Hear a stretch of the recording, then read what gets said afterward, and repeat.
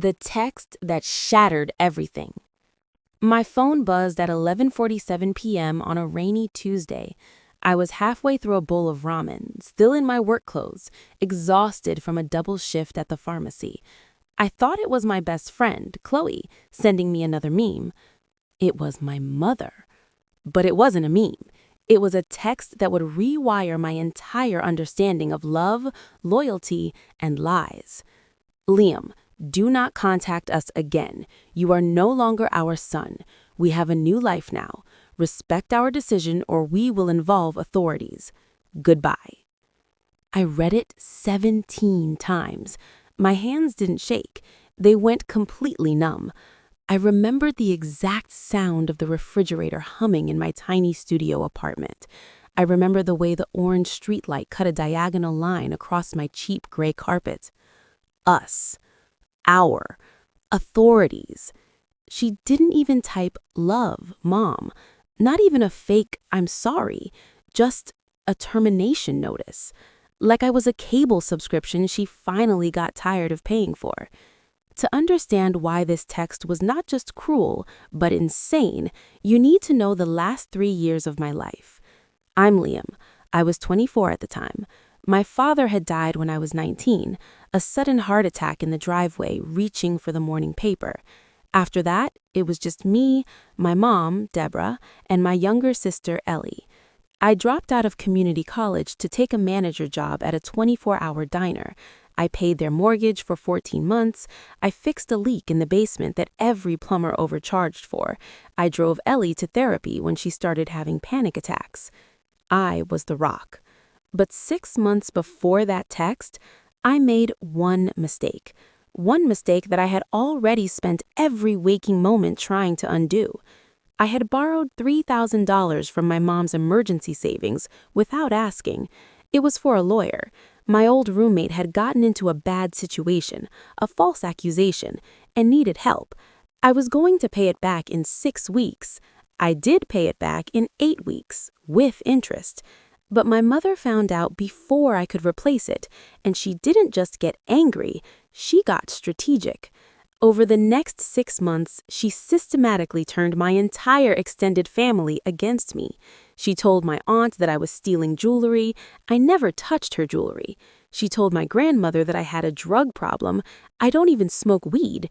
She told Ellie that I had called Mom a terrible name, a name I have never, ever used.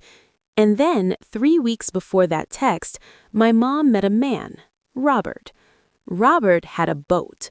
Robert had a lake house. Robert had a 6-figure job and 2 grown children who never visited him. Robert also had a very specific requirement for my mom. No baggage. I was the baggage. I know this because Ellie, my sweet, loyal, anxious little sister, called me crying 2 days after that text. She whispered into the phone like she was hiding in a closet.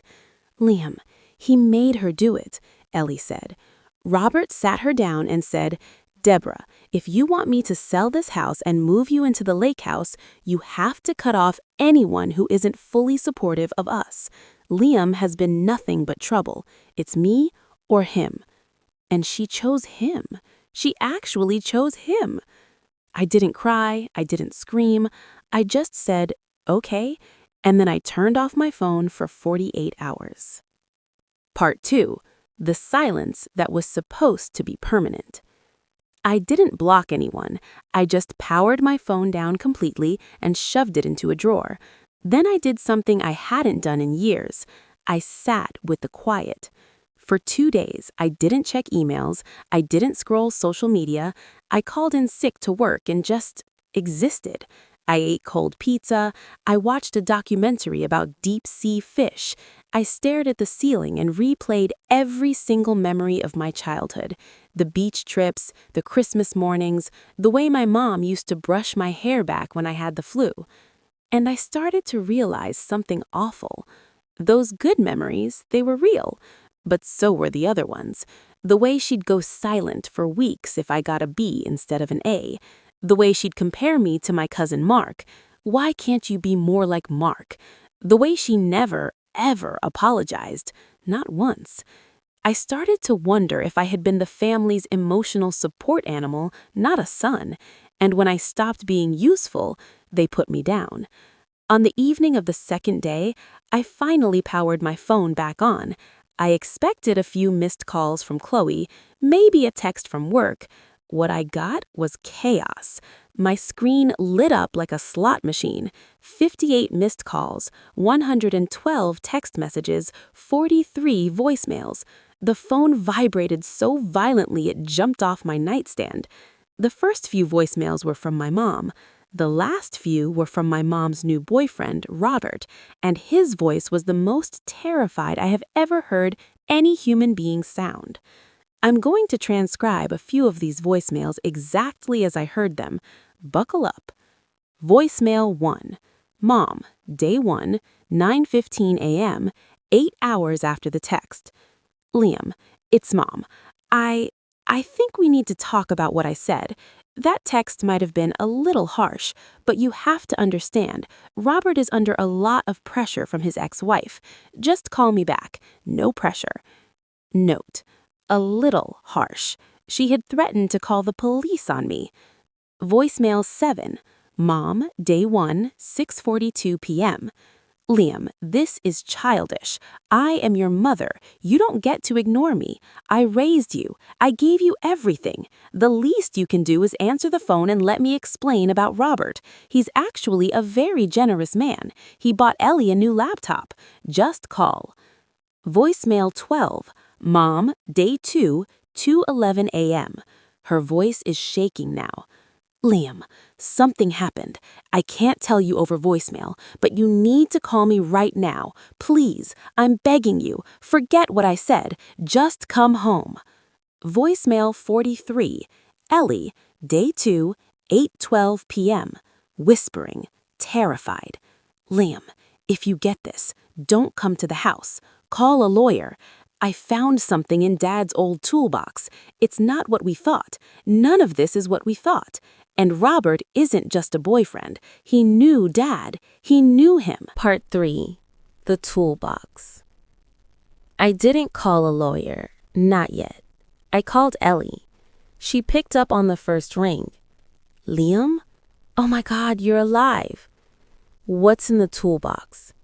Silence. Then a shaky breath. I can't say it over the phone. Can you meet me? Not at Mom's house. At the old Denny's on Route 9. I'll bring it. I drove 30 minutes in the rain. My hands were still numb, but now it wasn't from shock. It was from something colder, something that felt like the beginning of rage. Ellie was already in a booth when I got there, hunched over a coffee she hadn't touched. Next to her was a red metal toolbox, our dad's. I hadn't seen it in years. She slid it across the table. Open it. Inside, underneath a layer of old rusted wrenches and screws, was a Ziploc bag, and inside the bag was a folded piece of paper and a flash drive. The paper was handwritten, Dad's handwriting. I recognized it immediately from all the birthday cards he never remembered to buy until the last minute. If you're reading this, I'm probably gone. And if I'm gone the way I think I'm going to be gone, it wasn't an accident. Deborah knows. She's known for years. Robert isn't a new boyfriend. Robert is my brother, my older brother. He's been trying to get to our family's trust for 2 decades. Don't trust her. Don't trust either of them. Dad. I read it 3 times. Your father didn't die of a heart attack. Robert isn't just a boyfriend. He knew Dad. He knew him. My brother. Robert was my uncle, and my mother had been lying about it for years. Ellie was crying now. Liam, there's more. The flash drive.